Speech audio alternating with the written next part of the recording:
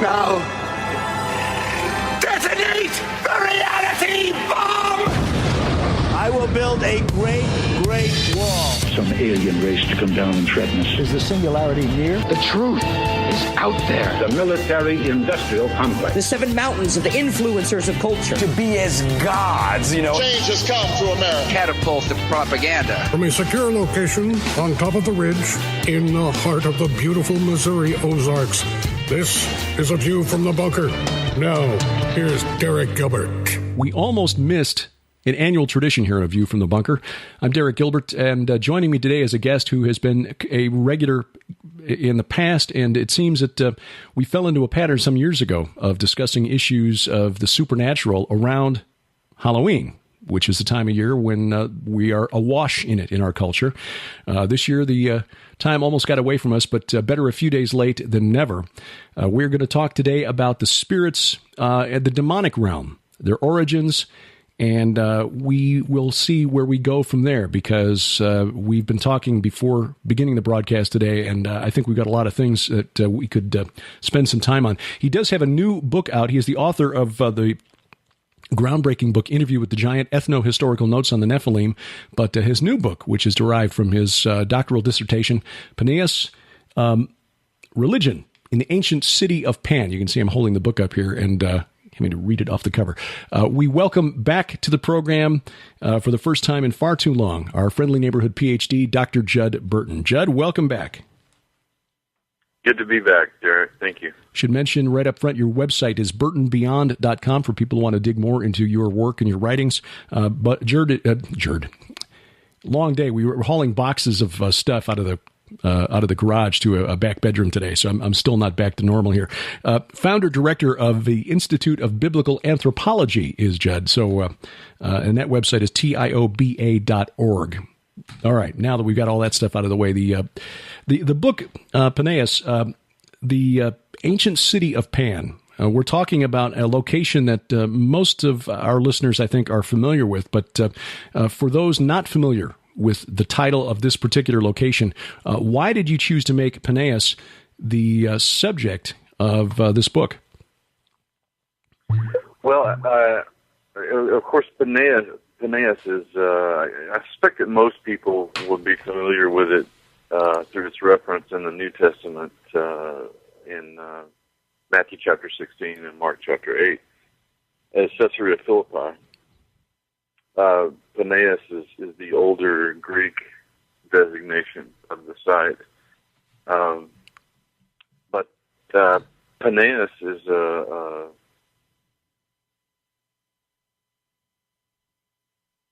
well, it's been part of my journey for quite a while. I was introduced to the site not just in terms of my Christian upbringing, but a mentor of mine, my Greek professor, in fact, had told me about it and told me to sign up for volunteering on one of the excavations that the university supported, and I ended up doing that and became fascinated with the history of the region, and ended up writing my dissertation on the site of Paneas. But Paneas, the modern name is Paneas, the Arabic rendering, and so you'll hear me use a number of names: Paneas, Paneas, Caesarea Philippi. It's gone through a laundry list of names over the course of the history, but I'm talking about the same region, the same city. But its importance in the story of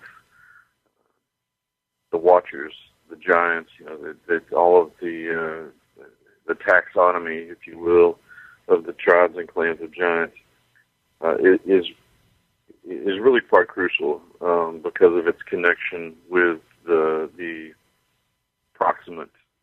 most proximate mountain, which would be Mount Hermon. Right. So Paneas is right essentially at the foot of Mount Hermon. That's right. It's on a southwestern spur of Mount Hermon, at the base of the mountain itself, with it's a very beautiful, very lush location. It's not it's in stark contrast geographically with the the southern portion of Israel, which is arid, desert region.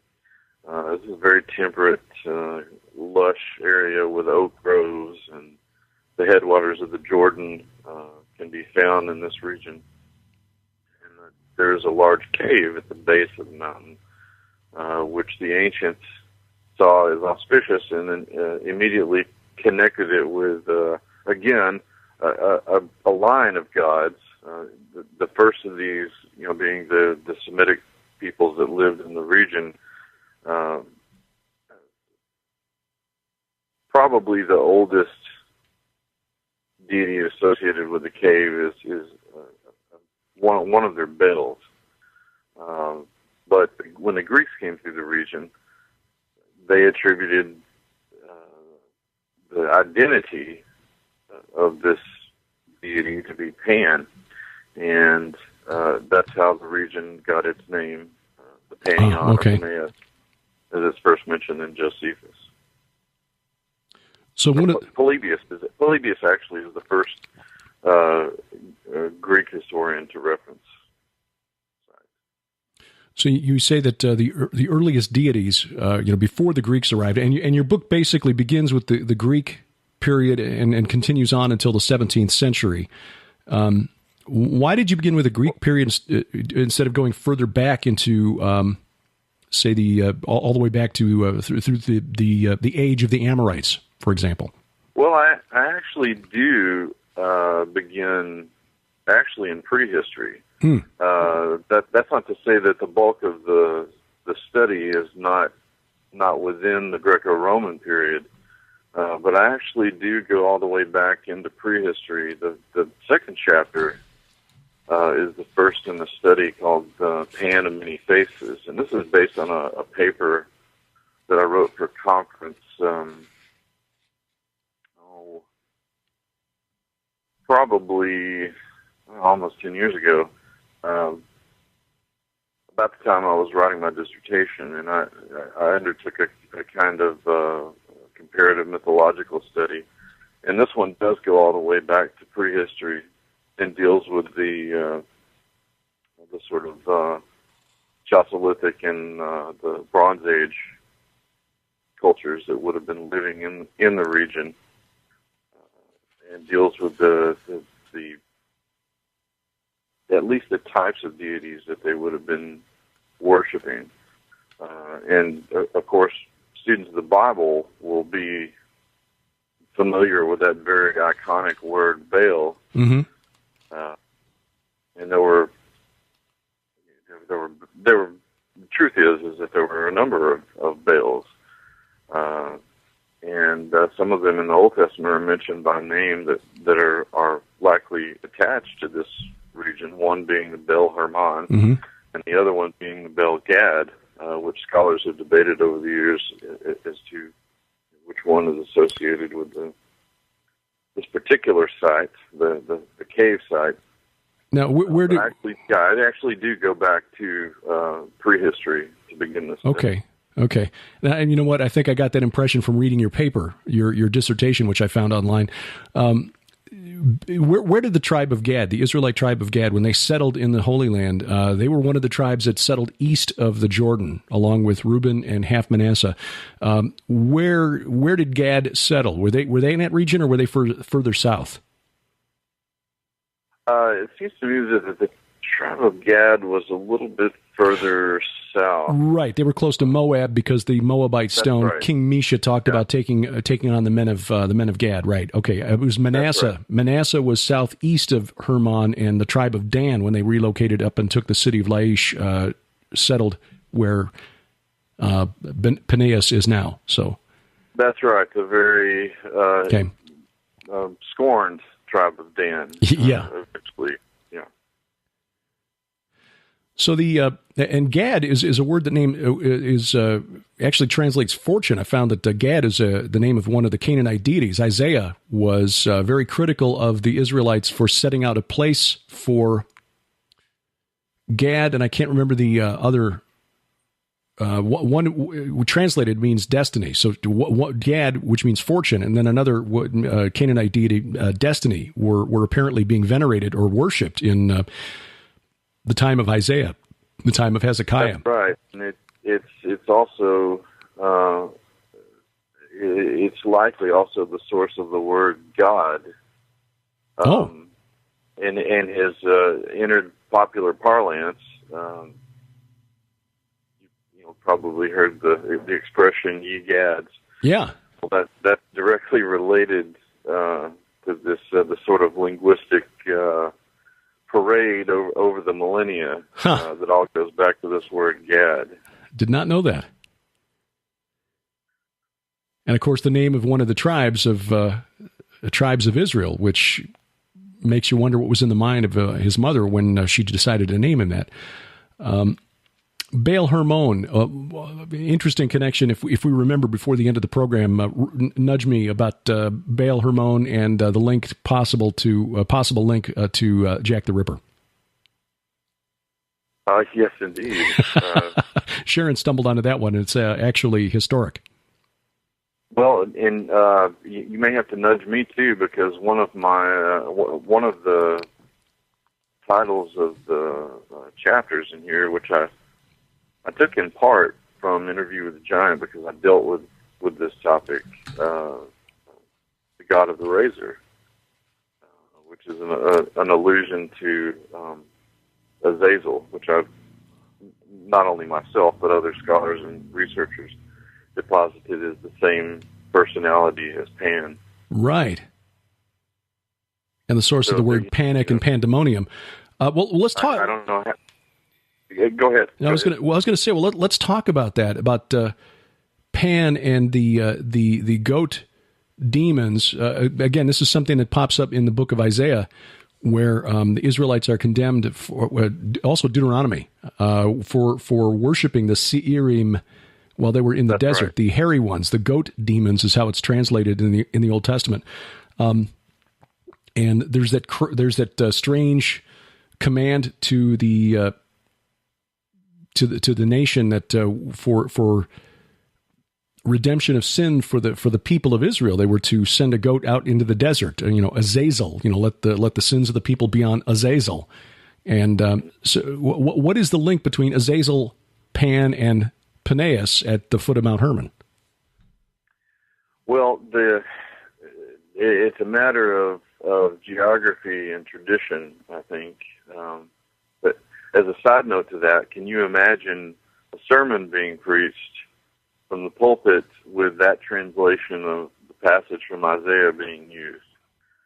Because it's usually the hairy ones and the he-goats. Right. They don't talk about the goat demons and the staters or what have you, but that's what these Seirim are. That for all intents and purposes, to give people a visual, they're reminiscent of the popular image that we have from art of Pan, with the half goat, half man sort of configuration. Right, and he's happy and carefree and playing on his lute and this, that, and the other. They don't show you that little X-rated statue from ancient Greece of Pan and a goat. Yes, there are images not only in statuary but also in art that are really pornographic. Explicit, yes. Explicitly pornographic, yeah.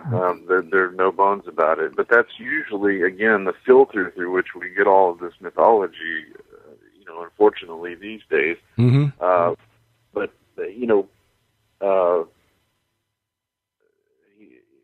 the whole story of Pan is not even told. Looking from these happy, sprightly little renderings of Pan we've had in art over the years, you would never guess that he was associated with warfare. Right. That after, at the Battle of Marathon, the victory was ascribed to his intervention, and that his war cry was terrifying, according to legend, and that's where we get the word panic from. He is. There are tales of him presenting Zeus with his goat-hided shield, the Ix, which is again a Greek cognate that means goat. So there are all these other elements of the story that aren't they're not typically told about the god Pan.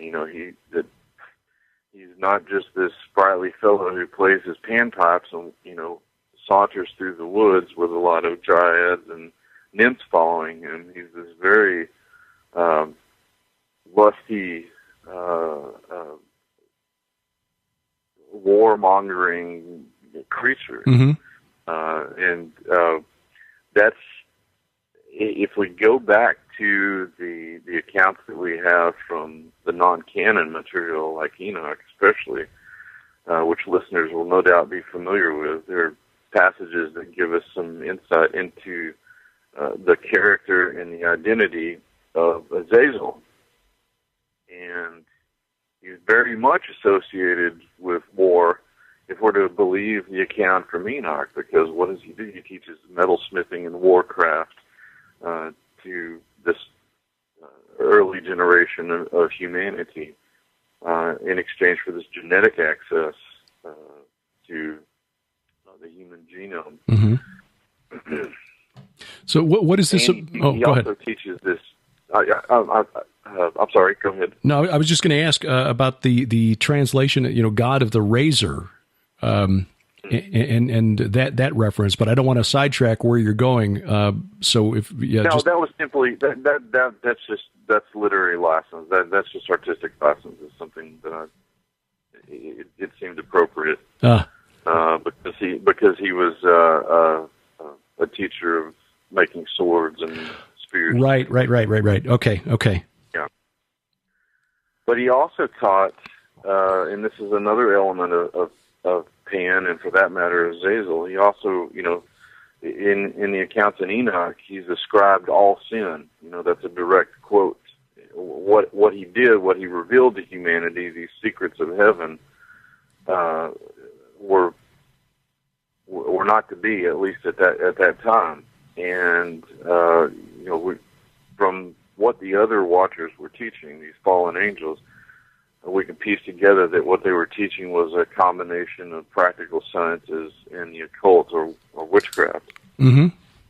And Pan is associated with mysticism and dreaming and prophecy. These are other characteristics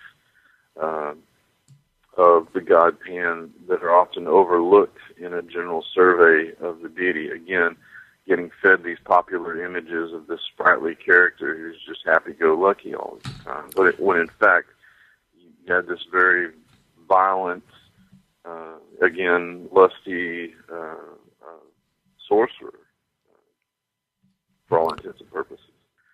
And those roots, in my research, seem to point all the way back to Azazel. Given the location of Mount Hermon and the fact that Azazel was so associated with the corruption of humanity at that point in that region, and the fact that you later, in later centuries, have this shrine site that's being recycled, it's being used over and over again by different cultures, and you finally have the Greeks come in and give a name to this deity. They see it as their own Pan, the god of shepherds and goatherds. But there were other regional deities that were goat-like as well that I've talked about in my research over the years, and I include also in the book Paneas. There were Semitic deities like Ods and Uds who were goat deities, and the Adzaga was this Mesopotamian goat deity that was worshipped by everybody from Babylon to the Amorite kingdom. And of course, the Amorite kingdom is just right there. It's very approximate, just to the east of what would today be the Golan Heights. Yeah, Og, king of Bashan. Yeah, that's right. But you're interestingly though, the Amorites were known as pastoral people going all the way back to the middle of the 3rd millennium BC, 2600 BC.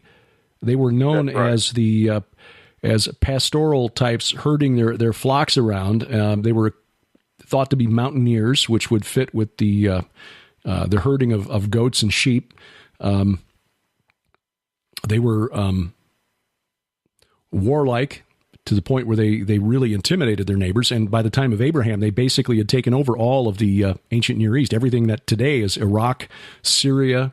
It's kind of like the early version of the Islamic State. Iraq, Syria, Lebanon, Israel, even northern Egypt by the time of Joseph was under the control of Amorites. When we call them Babylonians, all we're doing is designating Eastern Amorites, and Canaanites were just referring to Western Amorites. They were all Amorites. Yes, that's very true. Another thing that's often overlooked is that the Amorites were Mesopotamians. Mm-hmm. Culturally they had adopted that modality. Right. Well, and another interesting thing, you're talking about the roots of pastoralism in this region. One of the theories that I put forward in my dissertation work is that there is a possibility that the Greeks derived this idea of Pan, or borrowed this god even from the ancient Near East. And there are a number of ways that this could have been. Of course, the idea of this goat deity, this goat demon, is far older than even the Minoans and the Mycenaean civilization. Mm-hmm. Mm-hmm. It certainly predates the archaic and the classical civilizations, the Hellenic civilizations of Greece as well. And it's well known, not even debated among scholars, that the Greeks took a number of their deities from the East. They were enamored, in fact, with the Levant and the ancient Near East and Egypt. Absolutely. And there were two distinct periods of what scholars call Orientalizing, in which the art of the period, particularly in the first one is during the late Bronze Age, early Iron Age, when the Mycenaeans were trading with that region. The second one, and the more prolific one, is during the Archaic phase, somewhere around probably between the 9th, 8th, 7th centuries BC. That's when this is all developing. Okay, now late Bronze Age. You're talking about the time of the Judges there, or thereabouts. That first late period? Bronze Age would be pretty close to the time of the Judges. Late Bronze, early Iron Age. Right? Okay, which is interesting because they just had that news item from a couple of weeks ago translating a text that was found in what is now Turkey. I think in the 1880s, it was copied by a French archaeologist, and then the original was lost because the the people in the town used the stones to build a mosque. Thank you very much. But they translated it. It was a script in a language called Luwian, which is was one of the Hittite languages, or languages spoken by the Hittite people in north end of the Black Sea, or not north end, north of the Mediterranean. So northwest of what is now the border between Syria and Turkey. But anyway. Sure. It appears to describe a successful military campaign led by a prince of Troy. And that group, among the sea peoples, wound up settling at Ashkelon, one of the Philistine cities. So, oh yes, yeah. These records were, they also mention I know the find that you're talking about. They also mention. Without getting too far off topic, but they also mention the site of Troy, the city-state of Troy. They mention King Priam. They mention the region Ilios in which the city was in. They mention the the word Achaean, which was the name of the Mycenaean Confederacy. Right.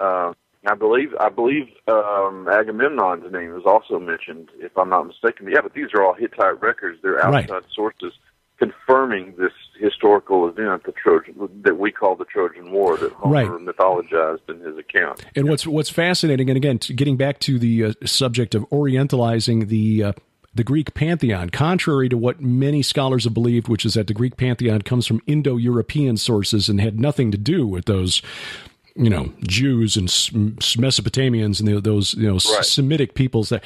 No, I'm sorry. Zeus, the storm god, is just Baal with a different name. Baal Hadad with a different name. God, and you can make a really good case based on texts that have been found on the island of Cyprus that Apollo, who was one of the gods who was all in favor, who was supporting Troy in this war, in the Trojan War, was actually the Semitic god Resheph, who was just the Babylonian god Nergal.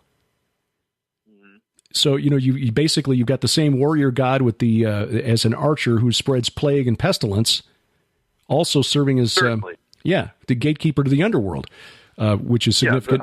That's what I'm saying. The debate's not even there. The precedent for this happening is very clear. And when you take a look at this later archaic period, Orientalizing, when you got trade between the Greeks and the Phoenicians, there are two kinds of artifacts, Corinthian and Athenian redware, which were kind of, they were the trending item at the time. Everybody needed to have them. They were kind of multi-purpose vessels. But the Corinthian redware was slightly, it was slightly more popular, and it had these images from Near Eastern mythology of sphinxes and bullmen and things like cherubim, and the kinds of things that you would find from Near Eastern mythology. So the precedent is there. It's not when these sorts of things are happening. You've got this trade taking place between these two regions. It's not just economy in terms of commerce, it's economy in terms of ideas and traditions and religious rites and all sorts of things. So, because of a number of things, including this which I deal with in my dissertation in more detail, this shield of Zeus's, by the way, the Ikes. You've got phonetic similarity there with odds and uds and these cognates that existed in the region that were used to describe these sorts of gods. And so I think it's more than a possibility that Pan is yet, or in this case, Pan Azazel is yet another one of these pastoral, or not just pastoral deities, but deities in general that were borrowed and grafted into the Greek pantheon, as it were. Well, let me run this past you, because this is research I turned up for my book, The Great Inception. Run it past me. The one of the aspects of Pan called Agapan, if I'm pronouncing that correctly, if I remember correctly. Agapan. Okay, Agapan helped Zeus in his struggle against the chaos monster Typhon. That's right. And that was when he jumped into the Nile and was transformed into a half goat, half fish. That's right. Now, the Capricorn symbol. Exactly, which traces all the way back to ancient Sumer, because one of the symbols of the ancient god Enki, whose name is a compound word meaning Lord, and Ki, earth, Lord of the earth, whose temple at the city of Eridu, and I argue in the book that was actually the Tower of Babel, was called the Abzu, House of the Abzu. And Abzu is the word from which we get the English word abyss. So the symbol of the Lord of the Abyss was the goat fish, the carp goat, this half goat, half fish that turns up later as an assistant to Zeus, the storm god, whose holy mountain just happens to be Mount Safon, Jebel al-Akra, where he did battle with Typhon, in fact.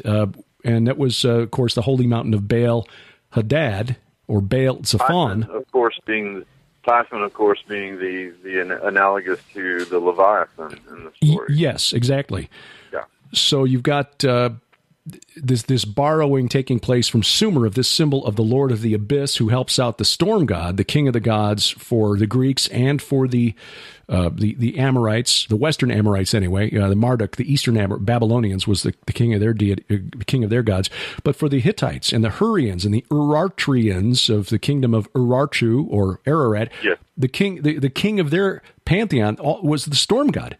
Just same deity, different name. Even Indra in the Indus River Valley, the Indus Valley civilization, was a storm god. Right, the Harappan. Right. And so it's the same deity, different name, and you've got these parallels that all go back not just to Babylon and Mesopotamia, back to ancient Sumer, to this ancient deity Enki, whose temple, according to archaeologists, dates all the way back to 5000 BC, when the civilization emerged, apparently fully formed out of the Persian Gulf. Yes. Well, I mean, I think that what we're looking at here is just as in the case of, take something like the flood epic from the Bible. Mm-hmm. Without too much variation, you certainly find versions of that throughout that region, the Near East and the Mediterranean basin. You've got Utnapishtim in Mesopotamia, and you've got Deucalion in the story of the Greek flood epic, and you spin the globe, mm-hmm. and you find all of these stories. What you're looking at are different versions, different interpretations of the same event. And I know I'm preaching to the choir here, but, those of us who are involved in this sort of research recognize, I think, pretty readily the mythological chain of events here and the personalities and identities that we're dealing with here. They're different names, but they're the same God. Right. So Azazel, and by the way, you mentioned something in passing that I want to bring up because people would be familiar with this name if they've read the book of Job, and that is, how would you pronounce it? U-Z, Uz, Utz?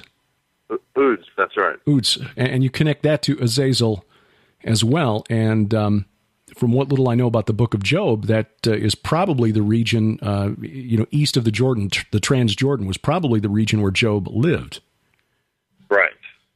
Right, that's my understanding as well. Well, yeah. For ancient Semitic languages, in a number of languages really throughout the region, the same could be said of a number of languages, but the vowels came much later. Mm-hmm. Consonant constructs were there, and you filled in. You've probably seen a lot of people listening have probably seen the exercises with John 3:16, where you take all the vowels out. Well, you can still read it mm-hmm. and understand it. Well, that's how these ancient Semitic languages operated. It's the vowels that came later. And right. So in the case of not only UZ and AZ, you're looking at the same. You're looking at the same phoneme here. The same little piece of a word. So the identity, in my mind, and I'm sure this would be echoed by other scholars, the identity is the same thing. And what's fascinating about placing Uz or Oz or Azazel in the region of Mount Hermon again, and Paneas, is that one of the Egyptian execration texts, which was sort of their version of the voodoo doll, they would write down the names of their enemies on ceramic and then smash the ceramic after cursing it to try to curse their enemies. They named a ruler of the region in the region of Bashan, Mount Hermon, as Ayab, which is an older form of the name Job. Probably not the biblical patriarch, but it's known that there were people with that name in that region in roughly that period of history. Sure. Yeah, it's not. I mean, it wouldn't be uncommon for that name to be passed down, from generation to generation. Right. Well, David's general, Joab. Yeah. So the religious significance of Mount Hermon with Paneas, and of course the grotto of Pan there. What sort of spiritual influence did that have on the region? I mean, how did that manifest when we get down to biblical times? How did that? Go ahead. No, I was going to say, how did that manifest in either its influence on the Israelites or the neighbors of the Israelites, and how they had to respond to what their neighbors' religious practices and beliefs? Well, from what we can tell, of course, those levels archaeologically are all but obscure to us for the shrine site itself. But just as in the Hellenic period, when the Seleucids were the Ptolemies first, and then the Seleucids had control of the region, the shrine at that time was pretty nondescript. The same could definitely, I think, be said for the centuries before that. That you're looking at basically just a cave as a shrine. There may have been votives, that were brought to it, but fairly nondescript. They recognize the auspiciousness of this as sort of a natural temple, so they didn't have to do a lot to it. But as far as the region itself, of course, the mountain, Mount Hermon, of course, was a boundary marker for the northern extent of Israel, and so it had geographical significance. But in terms of spiritual significance, undoubtedly, because actual archaeological evidence has been found, minuscule though it may be, on the mountain itself, that there were these ancient Semitic pagan rites that were being conducted. So it from early on, it has a very, I wouldn't say crucial spiritual significance, but it's definitely part of the overarching general sort of ancient Semitic pagan world. So it was important, certainly to the people who lived in the vicinity of the region. What's interesting to me is that when you get to the Hellenic period, you start to see more contention over the region. In fact, the Ptolemies and the Seleucids actually fought a battle at Paneas. It was called Polybius called it the Battle of the Paneon, and this saw the land transition from ownership from the Ptolemies to the Seleucids. And after that, there was more activity at the shrine, and you start to see more evidence of votive offerings left in the cave. Of course, a lot of it's just debitage, just crumbled pottery at that time in the archaeological record, but we can tell that there's more activity. And that all laid the groundwork for this becoming the regional Greco-Roman pagan capital of that area. Because once, after another transition, once it becomes Roman territory, Josephus tells us about Herod building a temple in Augusteum in honor of the new Caesar on the hill, and it's after this that sets the groundwork for expanding this into an actual city.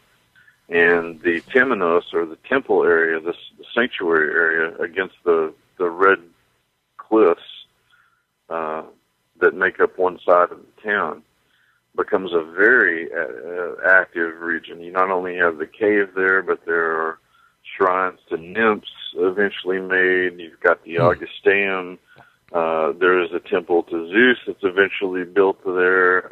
There are additional small shrines to Pan that are built. There's a shrine to Asclepius, the Greek god of medicine, that's also built, and so it becomes it really becomes the pagan capital of that region by the time you get to the New Testament era, and that's when it was called Caesarea Philippi. But even when the name Caesarea Philippi was jettisoned, when it went back to Caesarea Paneas or Paneas,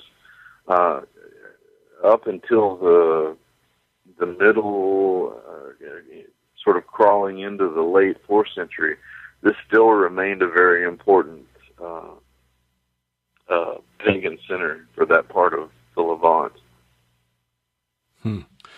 And it's clear that this was an important region for a long, long time, because going back to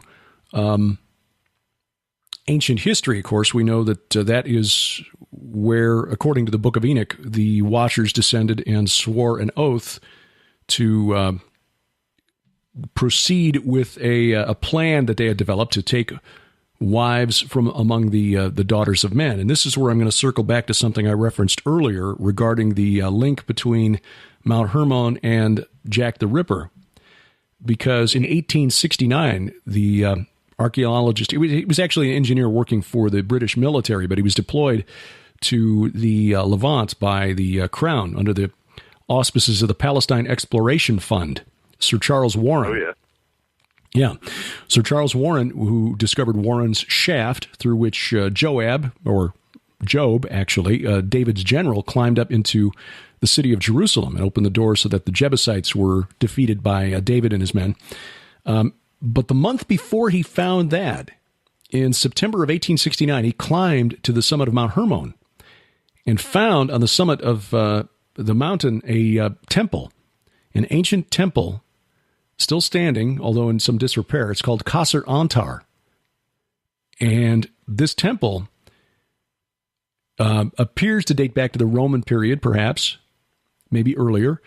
It had been known for a while. I mean, the people who lived in the region certainly knew the temple was there, but Westerners were familiar with it too. There was a Presbyterian minister named Josias Porter, I think, who in 1859 visited the site, wrote a travelogue of his time in Syria, and mentioned that he had visited the temple.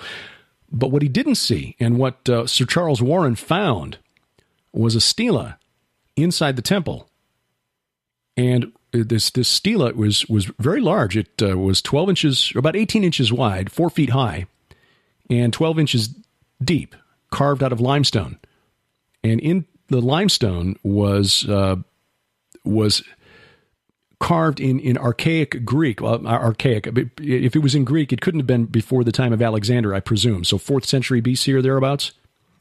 But in this Greek, on this stela, which weighed like 3 tons, was inscribed in Greek by the command of the greatest and holy God, those who swear an oath proceed from here.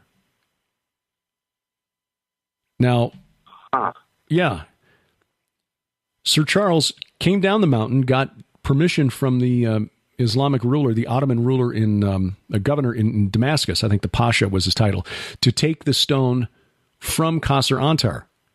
I mean, it wasn't Islamic, so they didn't care. It's like, oh, yeah, nope. Maybe they received some remuneration, who knows. So Sir Charles cut this stone down from 18 inches or 12 inches deep to 4 inches deep, which lightened it to about 2,000 pounds, and brought some donkeys and sleds up the mountain. And it still broke on the way down, but they managed to get it down the mountain and sent it back to London, where it was delivered in a crate to the British Museum. Now, somehow it was misplaced, and it wasn't actually opened and translated until about 1903 by the great French Orientalist, whose name is going to escape me at the moment, Clermont Ganneau, I think. Oh, yes, yeah. Okay. Anyway, it was like 1900 or 1903, and you can still find the reports from the Palestine Exploration Fund online. But he translated it and said, "Oh, this must refer to the Watchers." the Watchers from the Book of Enoch. And more recently, George W.E. Nicholsburg, who's written a commentary on the Book of Enoch that I'm going to have to splurge and buy. He's an amazing scholar. He's fantastic. Well, I've got his translation, his Hermenia translation of the Book of Enoch. And I think we're going to have to get the commentary, because in the commentary, he refers to this stela and confirms, this is what they were talking about. This referred to the incident with the Watchers. The question is, who were the Greeks in the pre-Christian era referring to as the greatest and holy God? And Nicholsburg thinks that it was Baal Hermon.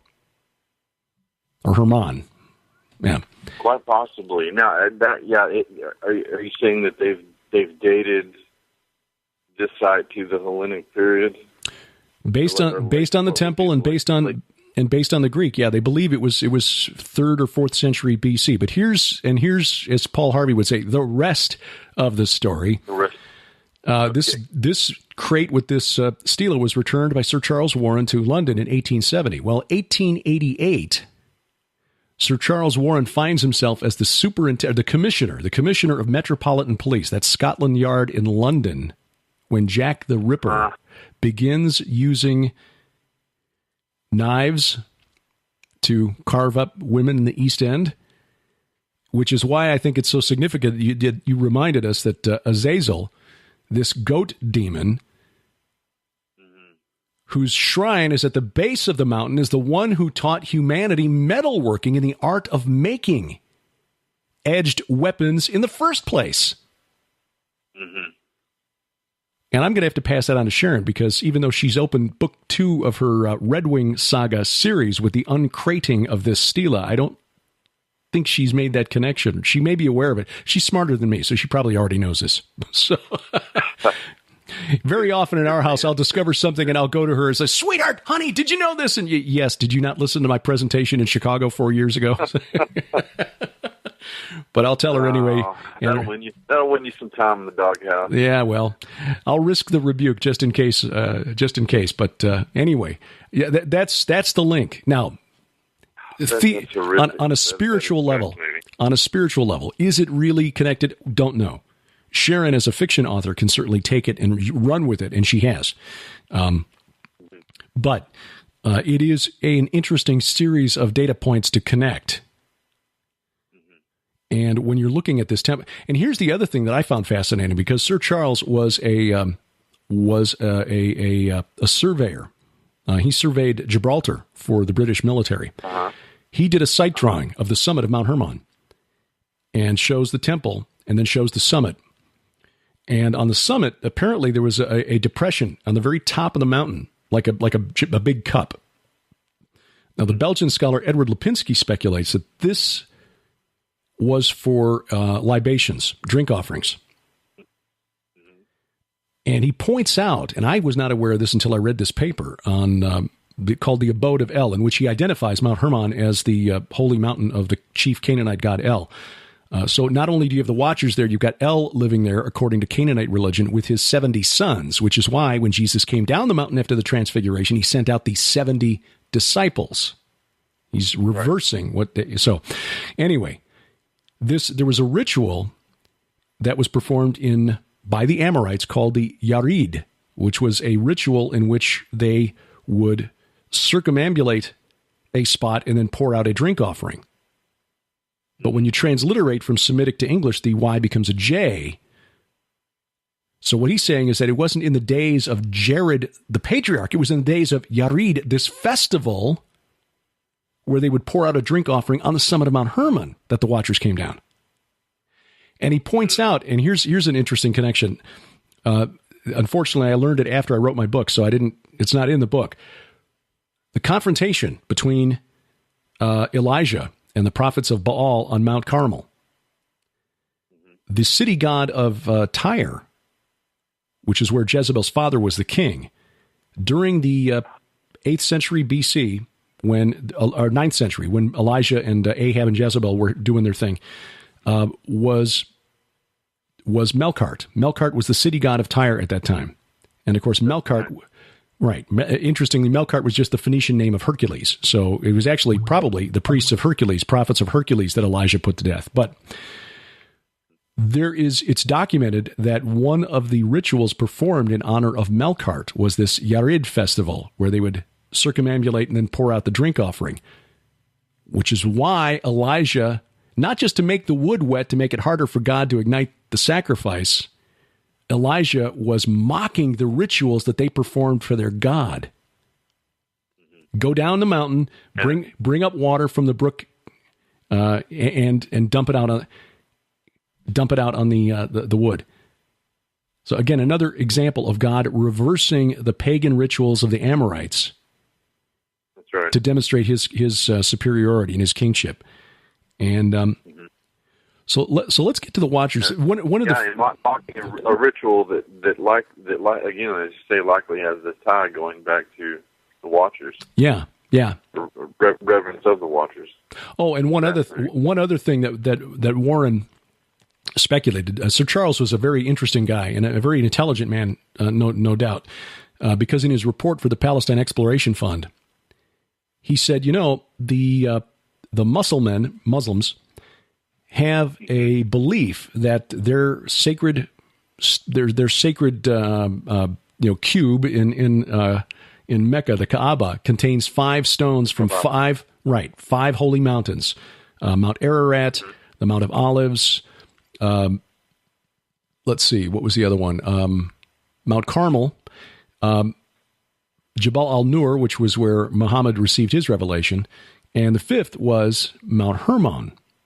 Now, in his site drawing, which is like an overhead aerial view of the summit of Mount Hermon, Sir Charles noted that extending from the temple toward the summit was a low stone wall that looked much, much older than the Roman-era temple where he found the stela. And to get to the summit, unless you wanted to climb over the wall, you had to circumambulate the summit in a counterclockwise fashion to get to it. Just like the Muslims have to circumambulate the Kaaba in a counterclockwise fashion. So his speculation is this. Right. Did this practice of circumambulating the Kaaba actually begin way back in history with the Watchers on the summit of Mount Hermon?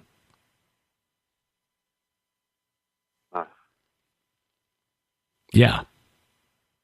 Well, in the counterclockwise direction, of course, being also very important to ritual magic and witchcraft of a number of different species. It would also be an interesting connection. And in fact, this is another thing that I wrote about in the second edition of Interview with the Giant. There's a chapter called The Primal Witch, and I connect the origins of witchcraft back to the tutelage of the Watchers. There's just so much. Yeah. In terms of what's happening today on the spiritual landscape, that's dark and foreboding and dangerous, that finds its roots back at this event, back in the antediluvian world. Right. Which is why Mike Heiser's book Reversing Hermon is so significant, so important, and why I keep stumbling onto things that when I compare them to the rituals of the ancient Amorites and their predecessors, the Sumerians, it's clear that God is not doing these things just for fun. It's a reversal. It is a making a mockery out of these rituals that the ancient pagan nations performed on a routine basis for hundreds or thousands of years. And the thing that most of us don't think about today, and to bring this up to the modern era, because this, I find history and archaeology fascinating. I know you do as well. But for people listening, wondering why is this going on now for 45 minutes, and we've not talked about Halloween or any of this stuff that they normally talk about. The working theory, and it certainly was the belief of the early Christians, and certainly the Jews of the Second Temple period, the origin of demons was in the children of those Watchers who descended on Mount Hermon 6,000 years ago, or whenever it happened. That when God sent the flood and swept the planet clean except for the 8 on the ark. The spirits of the Nephilim, according to the book of Enoch, were, because they were miscegenated, they were an unholy union of divine and human. They were condemned to walk the earth and cause trouble for humanity until the end of time, until the judgment. The Greeks understood this. Hesiod pointed out that there was the spirits, as I mentioned earlier, the spirits of the men of the Golden Age, the heroes, the demigods, who became daemons and were kindly and helped mankind, and they were, wanted nothing but good for us. So the Greeks knew the source. They just were telling the story from a different worldview. So in that sense, if demons really are the spirits of giants, the Nephilim, and that's who Jesus was casting out of the people that he freed from demonic oppression and possession in the first century, and they are the demons who still afflict humanity today, that we are still dealing with the consequences of that sin on Mount Hermon from thousands of years ago. We are still dealing with the giants today. Indeed. Your interview with Dr. Michael Bennett, your interview with Dr. Michael Bennett on this whole thing and the significance of Paneas and Mount Hermon years ago on FutureQuake, for me, was eye-opening. That sort of changed the whole trajectory of what I was researching when it came to the spirit realm. And now I'm like seeing that this is so key to understanding why Jesus did what he did and why God did what he did throughout history. Well, I think I prefaced the first question he asked me. I prefaced with, Jesus didn't do anything accidentally. Mm-hmm. And as you're finding out, Mike Kaiser is finding out, as I'm finding, as we continually delve into this stuff, there's so much purpose and meaning behind every action that God took and takes against these entities. On the surface, it may seem like something arcane and not really, not much life application there. But there's purpose and meaning and deep meaning behind everything that God is doing. There's no accident here. There is deliberation and purpose behind all of this. And getting back to the issue of the demons being the disembodied spirits of the giants that were killed, the Nephilim that were killed during the flood. Mm-hmm. This is I find that it's a very uncomfortable, even for people who are willing to talk about demons, within the context of let's say Bible studies or Sunday school or whatever, that it's a difficult concept. It's an uncomfortable sort of thing to think about because for the longest time, I believed that demons were fallen angels. Yeah. But there's a taxonomy here, and if we just, like I've always said, if we just let the words say what they say, then we'll get to the true nature and the root of something like the concept of a demon. If we go back to Enoch, even the language that's used there, the kind of phraseology that's used, with unclean spirits. Well, this Pneuma Planera, this is one of the most frequent used terms for demon in the New Testament. And that unclean state goes back to their very nature, that they're this mixing of the divine with the mundane. And you have these aberrations, the giants and the chimerical creatures of the antediluvian world, the corrupted flesh that's not only referenced in canon but also non-canon literature that was important to the Second Temple period and certainly the early church. These guys are referencing this stuff left and right. There does seem to be well, it's more than implied that they understood that there was a difference between the fallen angels and the demons. These were the, they were a very different kind of entity than what the fallen angels had been. Mm-hmm. And again, if we don't equate the non-canon literature with Scripture, but if you have authors that are referencing this material and they're writing under the inspiration of God, then it behooves us to take a look at what they're referencing, because obviously God inspired them to go looking and reference this what we call non-canon literature today, the apocryphal literature, and within those we find particularly the Dead Sea Scroll material, we find just a plethora of material that shines light on the nature, the history, the entities, the corruption, and the nature and origin of demons that we're discussing here today. It all goes back to the series of events that occurred during the antediluvian world. And Enoch's pronouncement of judgment, people can look this up, this stuff is public domain, is very clear about, their destiny is very clear, that they're meant to hamper and plague and oppress humanity, always seeking sustenance and never being sated. Mm-hmm. So they're despicable, degenerate, unhappy creatures, obviously. In cases of demonic possession and demonic oppression, I think that's very evident, especially in some of the more violent cases. Yeah.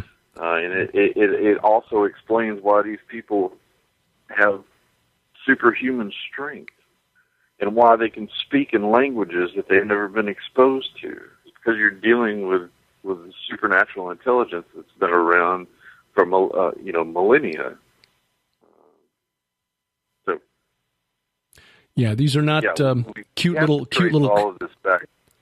Yeah, these are not just cute. Now, I was going to say these are not cute little costumes for our kids to put on at Halloween, and not just things for us to take lightly. The movie The Exorcist, when it came out in the 70s, there was a line by Father Karras, who is the one who assists Father Merrin in the exorcism of the girl, and tells the mother that the church stopped believing, and by the church he means the Roman Catholic Church, stopped believing in exorcism when they discovered the science of psychology. And as a Jesuit-trained psychiatrist, that was kind of his area of expertise. Interestingly, now we are in the 21st century, and the Roman Catholics appear to be the only ones taking this seriously, as they are recruiting priests and trying to educate and train a new generation of exorcists. Unfortunately, what they're training them to do is read Latin poetry at these demons, more or less, which our friend Russ Dizdar says, as a deliverance minister, his experience is they don't care if you read poetry to them. It is through the power of Jesus Christ that they can be driven out. And I guess that's the good news. As we're looking at some frightening things, and there's some breaking news, and I know this podcast is not really set up for breaking news, but as we're recording this, Judd, on just to timestamp this for listeners, if you're listening to this later, Sunday, November 5th, and this is about 4:30 in the afternoon Central Time, news has been breaking this afternoon of a mass shooting at a church in Sutherland Springs, Texas, First Baptist Church there. That's about 35 miles east of San Antonio. And it's a rural church, and apparently at least 25 people have been killed, 10 wounded. This would make it the deadliest church shooting in American history. The shooter apparently killed, no information yet that I've seen as I just scanned quickly trying to pay attention to our conversation. So I don't know anything about the shooter yet, except that he is no longer among the living. He now knows the truth of his relationship in the divine order, or his place in the divine order. I don't know how you characterize an event like this or the event from last Tuesday with the Uzbek Saipov running down and killing 8 people on a bike path in Manhattan, or Paddock shooting and killing dozens in Las Vegas, or the actions of the Islamic State over the last 3 years. I don't know any way to describe these inhuman and inhumane actions other than to call them demonic, which again places responsibility back on the Watchers and their hellish progeny from Mount Hermon. That's right. That's right. Well, all of this is whether the responsibility lies with individuals or with the Islamic State. And to interject, I'm sorry. No, just to interject, I want to make clear I'm not blaming this on them, because clearly without human accomplices they could do nothing. So clearly they've got willing human accomplices. So this does not absolve the humans involved for what they've done. I just want to be clear that I'm not placing blame entirely there, but certainly they are there to inspire people to act on these inhuman desires. Certainly, yeah, absolutely. Nor am I. I'm not. I'm this not a the devil made me do it sort of thing. We're not saying that that human agency is not at fault. We have free will as well, but in these days, we're in the West. We're supposedly embroiled in a war on terror. To my mind, one of the sources of this terror, again, goes back to the antediluvian world. If we're connecting these identities between these ancient gods, Pan being one, Azazel, in my mind, being the same, and other researchers also being the same, it shouldn't surprise us if we're believers and we're truly seeking discernment. The roots of these sorts of tragic events and larger agendas are rooted in the demonic. They're rooted in the misdeeds of the Watchers. Mm-hmm. And in my mind, this is something that I've never really articulated on a show before, but it just seems, the terror aspect that seems to be spreading throughout the globe has Azazel's name written all over it. Mm-hmm. Well, again, that's the root. His name of the name of the god Pan is where we get the word panic and pandemonium. And again, that's one of the aspects of his character recorded in ancient myths. His ability to inspire fear in opponents. Well, in the interest of keeping this program to a manageable length, I know we've gone kind of far afield, and we could spend several hours more talking about this, brother. But to keep this to a manageable length for listeners, I want to just to say, I think we've reached a good spot to stop, and because we've brought it into the modern age, and that's kind of what I wanted to do here. I mean, this is not a Halloween show per se, but the point was to bring to you a program showing that archaeologically, historically, there is reason to believe, especially if you are a Christian and you believe the basic premise of our faith, which is that we don't wrestle against power, the human opponents, but against principalities, powers, rulers of this present darkness, spiritual wickedness in high places. Ephesians 6:12. Then we have to look to the spirit realm for their influence and look at their influence on the modern world. And the headlines, if you can't get evidence from their action out of today's headlines, especially with what's going on in San Antonio or in South Texas right now, then you're just not paying attention. Dr. Judd Burton is the author of the book Paneas, Religion in the Ancient City of Pan. He's also the author of the another book we recommend highly, which is Interview with the Giant, Ethno-Historical Notes on the Nephilim. For more of his work, you'll find it at his website, burtonbeyond.com. He's also founder and director of the Institute of Biblical Anthropology. If you want to pursue more academic queries along these lines, you'll find that website at tioba.org, tioba.org. Yeah, Judd, I know we've only scratched the surface here because there's a lot deeper we can go, but we brought the conversation around where I hoped it would go, and I appreciate your work and your willingness to share it with us over the years. Well, Derek, I appreciate your work as well. Absolutely. It's my honor and my privilege. Now, we'll have to do this again more often. Now, hopefully, I get back to a more regular schedule of recording these programs. Hang on the line. I'm going to close out the program here, but don't hang up so we can say goodbye before we go. Just want to remind you to keep up with our weekly Bible study. We are into the minor prophets now. Well, Jeremiah, not exactly a minor prophet. We just started on Jeremiah, but Zephaniah today on the Gilbert House Fellowship, episode number 175. So we got all 175 of those studies available for you to download at our site, gilberthouse.org, going all the way back to Genesis 1:1. And again, in Zephaniah today, we encountered some stuff that relates to what we were just talking about with Dr. Judd Burton here. Canaanite ritual and how God is going to turn that on its head on the day of the Lord, which is the prophesied day when he pours out his wrath on an unbelieving world. Again, you'll find that at gilberthouse.org, and we update that usually by midday on Sundays. I guess that's it. I don't want to take too much here, especially given the tone on which we ended. Please, if you get a moment, give us a review at iTunes, Stitcher, or wherever else you find the podcast, which is available wherever fine podcasts are sold. A View from the Bunker is a production of Gilbert House and released under Creative Commons Attribution, Non-Commercial, No Derivatives 4.0 International License. The opening theme by Kevin MacLeod, www.incompetech.com. The opening announcement, DC Good. Please remember, we wrestle not against flesh and blood. I'm Derek Gilbert, and this is A View from the Bunker.